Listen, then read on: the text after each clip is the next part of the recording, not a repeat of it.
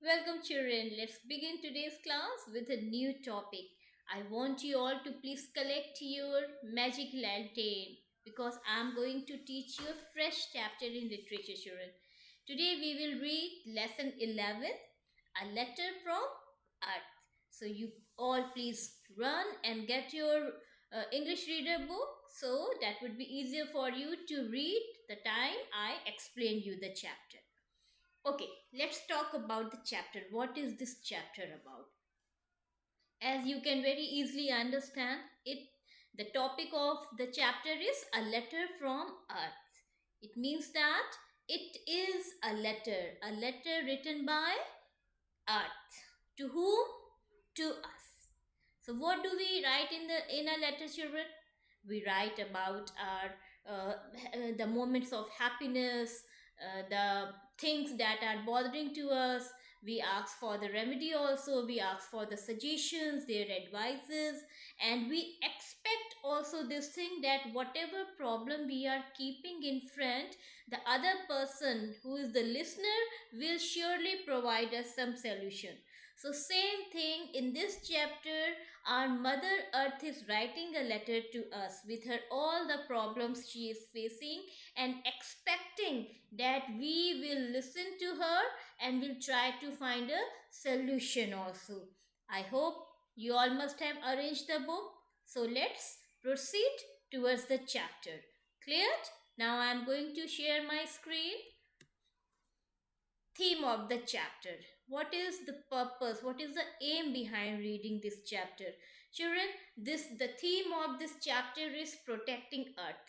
Protecting Earth means saving Earth.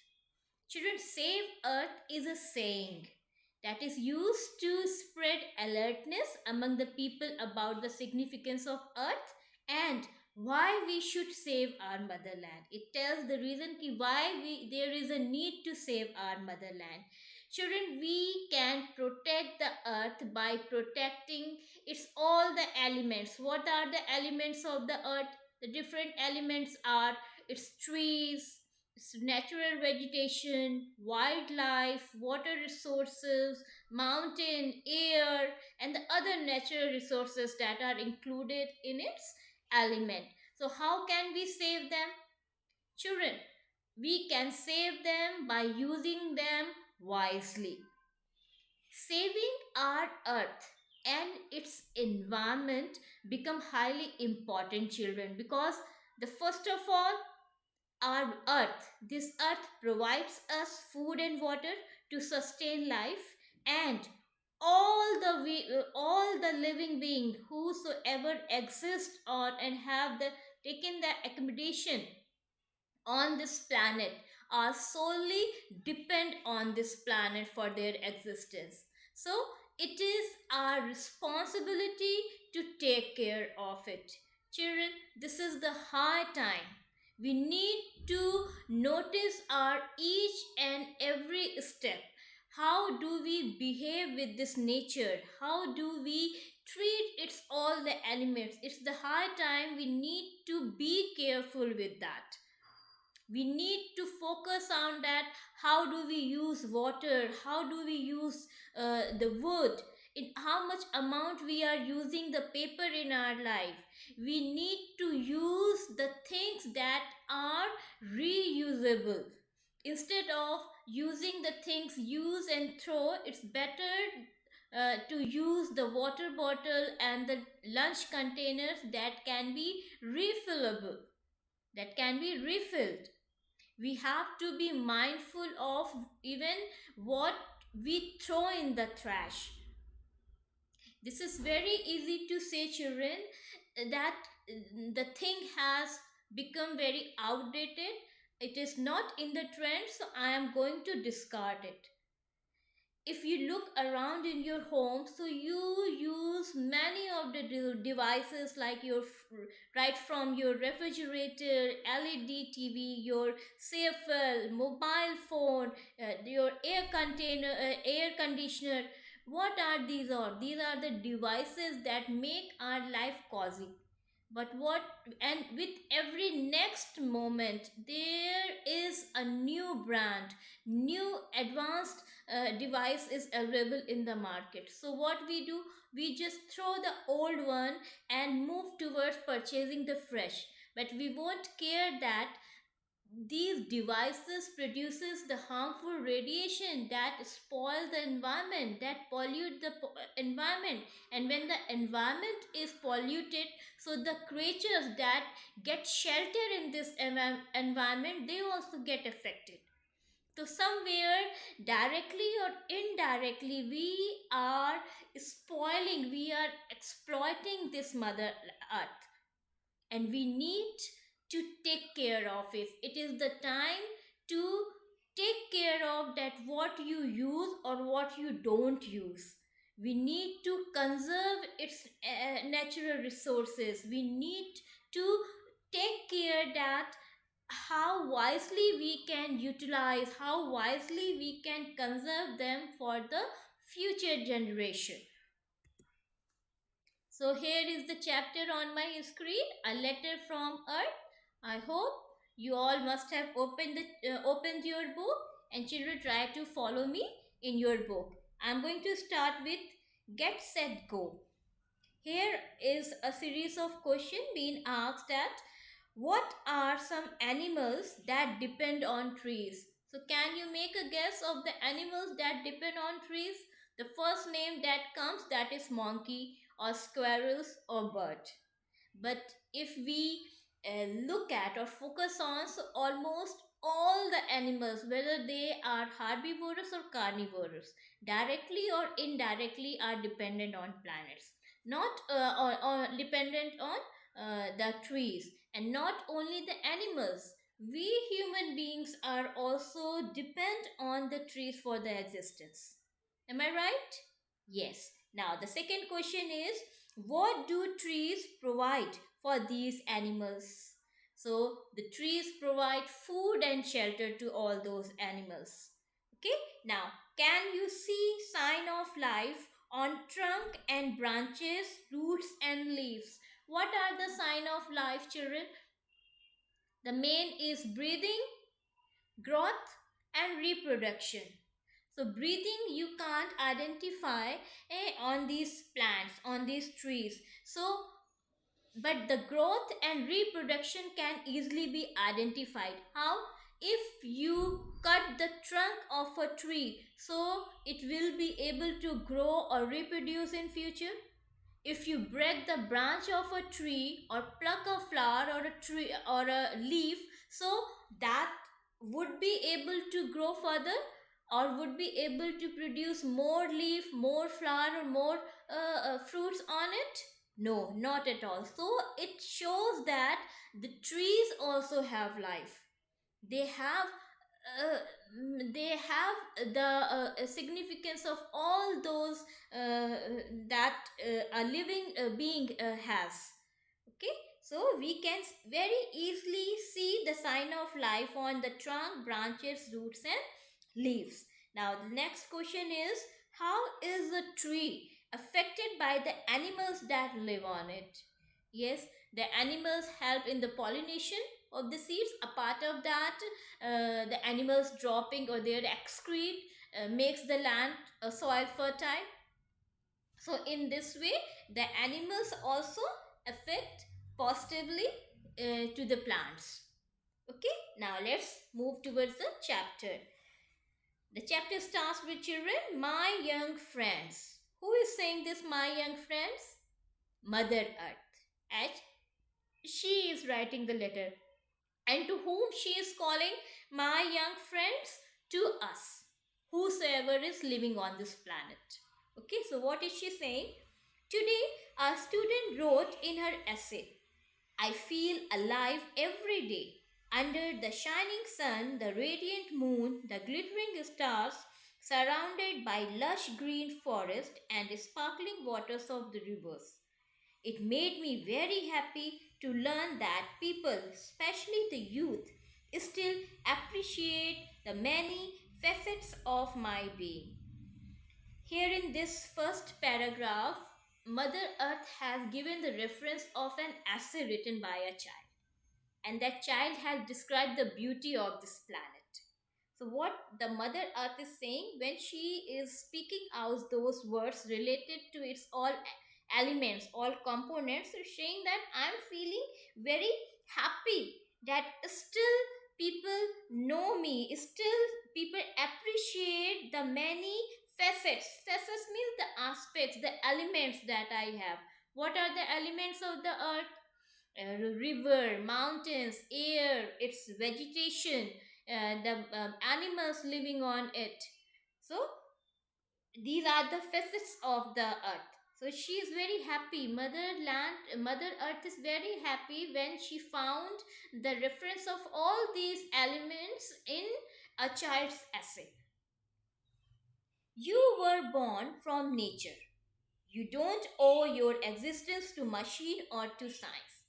You don't owe your existence to machine or science means uh, Mother Earth is saying that you are also a part of nature only, because you are also created by God. Whatsoever is created by God is nature, whether it's you or animals or birds, the insects or the mountains, right from the water resources, sea, oceans, streams, lake, ponds.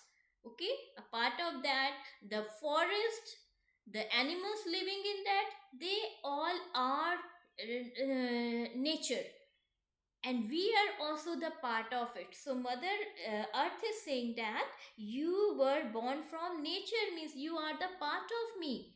The science or the machine has not created you. You are also a natural thing. You are free to walk barefoot. Barefoot means without wearing anything, no shoe, no slippers. Okay? Barefoot on the grass. Breathe the clean air and take delight in my many beauties. All the money in the world will not buy you one happy day under the blue sky. Just imagine, children, the whole earth is polluted. No trees left. There is no sign of fresh air, fresh atmosphere. The birds have stopped chirping. The sun has stopped rising. So, will you able to purchase uh, any such day, a day full of brightness, happiness, full of chirping of birds? The cold breeze is also blowing, it is full of greenery. So can you imagine that how much money would be needed to create such a single day? None. There is nothing in this world as such as costly that you would be able to give in the return of such a good day. So that the thing our Mother Earth is saying that there is nothing in this world as worthy that would create or purchase a bright, happy, healthy day for you. I am life itself, and I share my gift with everyone freely and unconditionally. But Mother Earth is saying, I am providing you all those things: the bright sun, the fresh air to breathe, the musical chirping of the nature, the green, fresh sights to delight your eyes. I am providing you all these things, the fresh water to drink without any cost. The love of nature has been a source of inspiration for great artistic work. Our poets, artists, and those who write the songs, lyricists, they all get the inspiration from the nature only. Whatever an artist paint on a canvas, that is the beauty of nature only, the beautiful sight that he sees around. The music that is given by a lyricist in his words, that is also a part of the music that you listen in the nature, in the environment, in the form of the chirping of birds, okay, or the blowing air. So that is the Mother Earth saying that I am the inspiration behind all these arts. Yet today few care for my treasure: colorful birds, brilliant flowers, vast boundless oceans, and the blue overarching sky. Means even then we people are not caring or valuing these things. we use them recklessly. All of this, which has been yours for generations, is now being destroyed in the name of economic growth and development. And what exactly we are doing with all these natural resources? We are clearing out the land on the name of economic growth and development. We are polluting water in rivers. We are disposing the dirty factory water and taking bath and washing our clothes in the river and simply polluting it. A part of that, the kind of vehicles we use these days and the devices that we are using, they emit lots of polluted gases that is spoiling and polluting the atmosphere. So that exactly we are returning back to our mother earth. Society is becoming increasingly greedy and wasteful in all spheres of life. How are we greedy? We are greedy in the thirst of more and more advancement. With every coming second, with every coming next second, we need something new, something more advanced. And this is the greed that we show. And when something new is launched, we dispose the old devices. We simply dump them without caring that what harm they are going to make to the nature. The first harm they make, the radiation that comes out from these devices, that harms to the small soft creatures that humbly live in this environment, but due to this radiation they are losing their life. And the second thing, whatever we dispose of, children, that takes some space on this planet. Fine, today we have lots of space to dump them, but some or the other day there will be a limit that no space will be left. Then what is going to happen? Where we are going to throw them? So it is the high time to consider that how we should behave, how we should utilize these all things. We need to utilize the thing as long as we can. Before purchasing an object, think that how far you are going to use it, plus the one which are already lying in your home, you must try to utilize them first. Okay, right? Because when there will be a less demand, so less production will take place, and if the production is less, so the less environment will be exploited. So, in this ways, in one hand, we are greedy for getting more and more something new, and on the other hand, we are wasteful by throwing our devices even that can be used further. Let us consider fast food. Here the example is given as a miss fast food is given as an example. To satisfy your craving is desire, hope. Craving for pizzas, burgers, cokes, and fries, vast areas of land are required for mass production of cheap meat, sugarcane, and oil seeds. Means whereas people have stopped eating dal chawal roti sabji, now they are not satisfied with this simple food. What they want something extra, they want something spicy. For that sake, the for that sake, extra burden has been put on the land. Something that doesn't suits to the environment, even that has also been produced. So where it is going to harm, it is going to harm our motherland only, it is going to harm the environment, the air only. Plus here cheap meat word is used. This cheap meat, if you search out on the Google children, so you can find out what exactly this is, the unused part of the animals that is not considered good to eat. Okay, but even then, as the greed is more, as the desire is more, so how that will be fulfilled by providing you impure food that is not good for your health. You have that even is provided you to eat, and consequently large stretches of forest are cut down daily.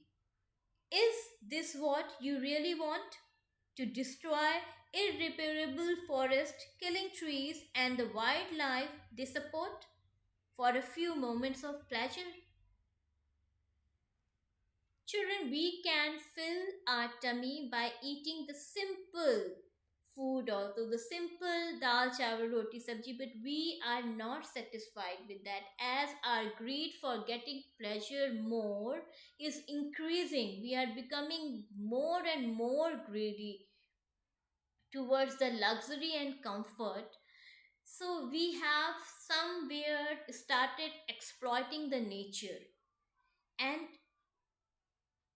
this is directly harming the wildlife that is living in the forest. As we need more land for the cultivation, so we clear out the forest. When there is no forest, where the animals are going to live? They have to compromise with the condition that is left for them. And when they compromise, so it affects their health, and some or the other day there will be a condition that it would be hard to see any animal in the forest, means we will long to see them. Even in today's date there are many species in the animals that have been extended, we are not able to find them. Okay, so don't let that condition come, we need to control our desires. Let us talk some more about my forest. The oxygen you breathe comes mainly from forest plants which have accumulated it over millions of years. Now, here the Mother Earth is talking about the advance, the profit, the benefits it provides us. Why it is necessary to save natural resources. So, the first thing she has mentioned the oxygen that we get from plants.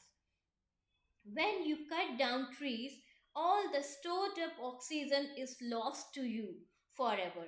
The water you drink, the water you drink comes from river systems. And whether it rains or shines, water flows through my rivers. This is because trees constantly absorb and store rainwater underground, from where it flows little by little into the rivers. Here they have talked about that how the underground water is stored by the plants, and when there will be no trees, no plants will be left, so who is going to store that groundwater? That the rainwater directly will flow into the sea and oceans, and the water that is found in oceans and sea is not good for drinking, children. You have to purify them. Okay, that will take more effort, more expenditure. So if you really want to enjoy a healthy proper life, so you have to save trees. Here children, in your book a picture has been given that you can see on my screen, where the lands have been cleared out, the forests have been cleared up for the sake of more cultivation. So you can see that how they are uprooting, cutting down the trees, and a barren land is lying in front of us that has no greenery and no pleasure to see. Now let's move to the next page, that is page number 122. When forests are cut down, there are no more trees to catch the rainwater. It then flows unchecked into the seas, no longer available to you. Means, in the absence of the trees, it would be hard to get pure drinking water. Okay? But it doesn't end there. Now, more benefits she is going to mention.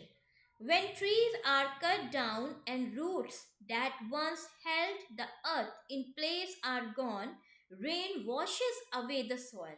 Large area of land are turned into wasteland after only a few years. Here, the soil erosion problem has been discussed. When there will be no trees, no plants will be left, then the roots will not be able to hold the soil, fertile soil, and it will wash away with the heavy water. My soil is a gift from my forest to the people of the world. Small animals and microbes. Microbes is the bacteria, the small bacteria that live in the soil. Make their homes in the soil and help transform dead plants into the rich, fertile soil. Without it, growing food would be impossible. The destruction of trees allows rainwater to carry away this rich soil into the sea.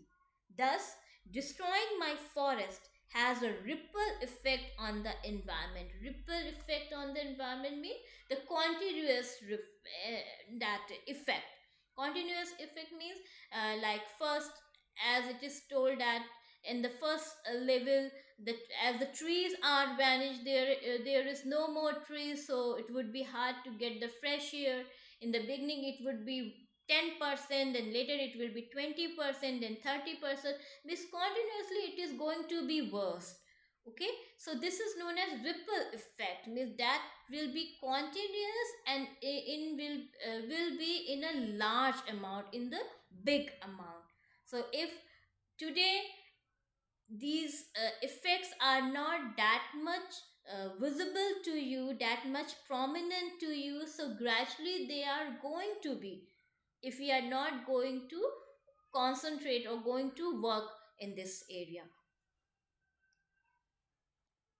Fertile land change into desert.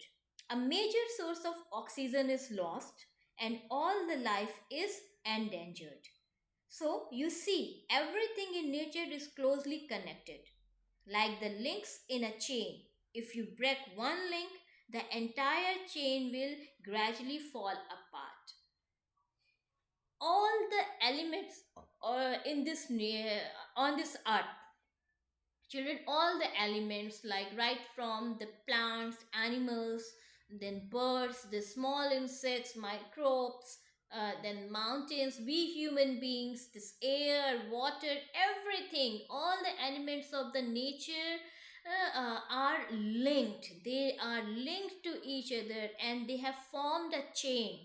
And if any one of them is going to be affected, it is going to affect the next of it, and some or the other way, we all are going to be affected. So if we really want to maintain this chain, if we really want to maintain our existence, we want to exist and want to make the availability of all these natural resources for long, so we need to conserve them, we need to save them. We have to be very, very wise while using all these resources. Scientific progress has provided you a convenient and luxurious lifestyle, but this has cost me dearly. Cost me dearly means has harmed me a lot. The growth of the large cities has created an ever increasing demand for land, water, food, electricity, among others. This has resulted in the continuous depletion of whatever once considered renewable resources. Depletion means, children, going down, decreasing. Okay, so gradually the resources that once used to be considered as renewable resources, they are in abundance, so now we are losing them, they are going to be finished. Your desire for the latest technology and gadgets has led to the piling up of the harmful material. Think of your LED television set, your CFL lights, your air conditions and refrigerators, not to speak of your smartphones. All of them emit gas or radiation that is unsafe for living beings. Soon, these latest gadgets will become outdated and you will be looking for place to dump them. Do you think there will be any place left for them? Dear children, think of your future and decide what you must do. Already many people have started taking action for me. Here a reference has been given about the laws that have been implemented by the government not to cut the trees. A part of that, there are many activists, many NGOs that are working in the field of conserving land, conserving water, conserving wildlife, the conserving forest. Okay, and at most you must have heard about the Chipko movement, children, that was started by Sundar Lal Bahuguna. Okay, here is a reference about that movement also. Have you heard of the Chipko movement? It began around 30 years ago in the small village of Reni in the present Uttarakhand state. The courageous women of the village rushed to the local forest to save trees being felled by the contractors. They clung means ऐसे hug कर लेना, ऐसे लिपट जाना उससे, trees से. They clung to the trees, hugging the trunk with all their mights. Might is the power, takat. The contractor couldn't force them to leave and had no choice but to quit. What exactly they used to do? The women of the village, they used to clung the वो पेड़ को इस तरह से कस के पकड़ लेते थे, and they were not ready to leave them even. वो अपनी पूरी power, the contractor used to use their whole power, लेकिन फिर भी वो उन लेडीज को ट्री से अलग नहीं कर पाते थे. So what was the result? Means they have to leave, they have to leave that the idea of cutting the trees. Okay, so in this way they used to save trees. The news of these brave women and their cause spread across the world. Today, illegal cutting down of trees is banned in India. Children, mainly the trees that are dried up or too old, that they are considered good for timber, and government has allowed to cut those trees only. But as under the corruption, the people cut the green trees also that can long for years, even they are also cut down, so that is wrong. People once said the earth is not a gift from your parents, it is a loan from your children. What is the difference between a gift and a loan? Gift we need not to return, but loan we have to return. So while using the gift, we are free. We are free to use it as we want. But the loan has to be used very wisely, very mindly, children, with this point of view, that with this idea that we have to conserve it, we have to utilize it, as well as after fulfilling our need, we have to save it for the next person, for the future generation also. So the same attitude we need to keep with the natural resources also. Whatever our planet, our earth is providing us, water, air, wood, food, land, whatever it is providing us, it is a loan on us, and we have to forward it to our next generation. So don't take it as a gift. It is not a gift for you. It is like a loan for you. You have to fulfill your need, and after fulfilling your need, you have to save it for your next generation also. Okay? How could so many of you have forgotten this? You seem bent on leaving me in a dismal condition. Dismal means poor condition, pity condition. Okay? For the future generation. Can anyone deny the beauty and the wealth of nature? A poet expressed it best when he wrote, "To see the world in a grain of sand and heaven in a wild flower. You have always taken me for granted, but you can no longer continue to be selfish. You need to take action now. If you don't protect the environment today, there will be nothing left for you tomorrow. The efforts to save Earth have begun. It will be the most important struggle of this century. I want to live for many, many years. Are you ready to fight for me and help me thrive? Thrive is to flourish, okay? To grow more. in prosperity. I trust you will do your best. Yours, Earth. So I hope, children, you must have got the idea what is the purpose behind reading this chapter is to protect Earth, to conserve its element, to save its natural resources for the future generation. The main idea of this chapter is to protect our planet, our green Earth. Okay, sorry. Now, children, after reading this chapter, here is one activity for you.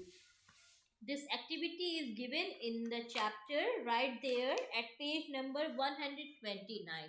Okay, this activity is given in the form of poster, but you are not going to make poster. You will do this activity in your notebook. English A notebook means the cover page of the chapter will be prepared something related to the message, conveying that how the conveying the message that to how we can save our mother earth. Okay, children, so I want you all to please do it in your notebook. That's all for today's class, children. Jai Hind, Jai Bharat.